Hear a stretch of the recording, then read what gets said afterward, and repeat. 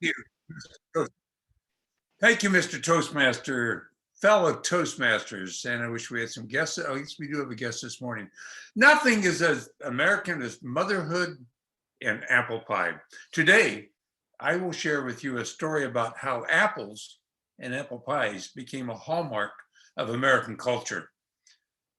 Picture yourself in colonial America over 200 years ago.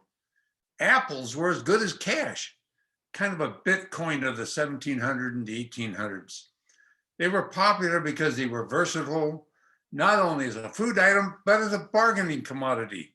Apples were used for food, cider, brandy, applejack, snack foods, bobbing, just plain fun sometimes. They were greatly desired. Let's go back further in time. Sunday, July 4th this year, we celebrated the 245th anniversary and the signing of the Declaration of Independence. That was a manifesto, a historical document which severed political connections with Great Britain and gave the 13 American colonies a new identity, the United States of America.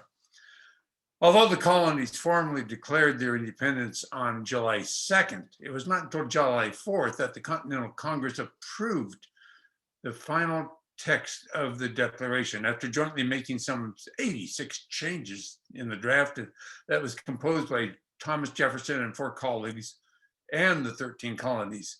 Then the 13 colonies officially became a country, the United States of America. America, the land of the free and the home of the brave. And it's also the home of apple pie. But why apple pie? Apples were not indigenous to America. They came to the colonies with the Pilgrims. The apple has a long history in the world, dating back thousands of years. They're found throughout Europe and Asia, where it is thought that the apple tree likely originated. Was that the Garden of Eden? I always wondered that. Where is that? The Pilgrims did not accidentally bring apples across the Atlantic Ocean. Apple seeds were purposely brought over on the Mayflower. By the end of the 1800s, though, there were hundreds of varieties of apples in America. And today, the United States remains one of the largest apple producers in the world. Apples were more than just a food item that students gave to their teachers to get positive grades. Here's a side note to something you may not have learned in school. What do you call a crustacean in an apple?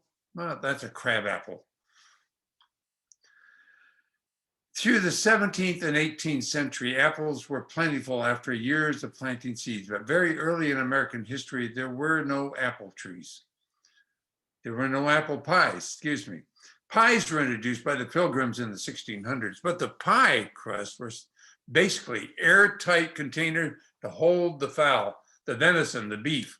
Later, fruits were added and intermixed with the meats to provide a savory flavoring, but still was not the pie as we know it today. The crust was hard, thick, and it was virtually unedible. I suppose it was like cardboard. Butter had not yet been introduced into the crust.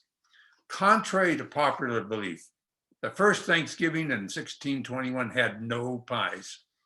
But today, we have recipes for apple pies. Although it sometimes seems difficult to make the perfect recipe and the perfect pie because every cook has his or her favorite way of making this edible symbol of America. But fruit pies did not come into their own until sugar became cheaper and more delicate forms of pastry were available. It was the late 1700s when apples became plentiful, all through the efforts of one man, one dedicated man, John Chapman, better known as Johnny Appleseed. He was immensely responsible for the spread of apples in the East. But as Americans spread west, apple seeds were planted by pioneers as they headed for California, the great gold rush, and to the Oregon country. It is a little known fact that before the signing of the Declaration of Independence, aliens came to eliminate all the apples from the earth, beginning with the colonies. It was this experience that caused Thomas Jefferson to include the phrase inalienable rights, to specifically distinguish that it was the colonists who should have rights, not the aliens. And so by adding those two simple words, the aliens are not victorious, and we have apples today. By 1860, the phrase "as American as apple pie" was popular. Pies began to become more popular in 1902, and apple producers coined the phrase "an apple a day keeps the doctor away." And a World War II slogan was "Mom and apple pie," which was changed to "as American and motherhood is apple pie."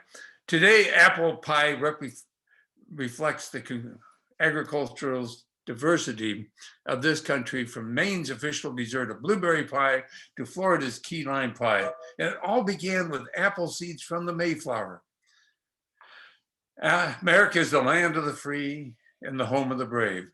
While our red, white, and blue flag is symbolic of the long and hard-fought battles that made our country great and free, apple pie and motherhood is a picture of a peaceful America, which brings me back to our beginning. There is nothing as American as motherhood and apple pie.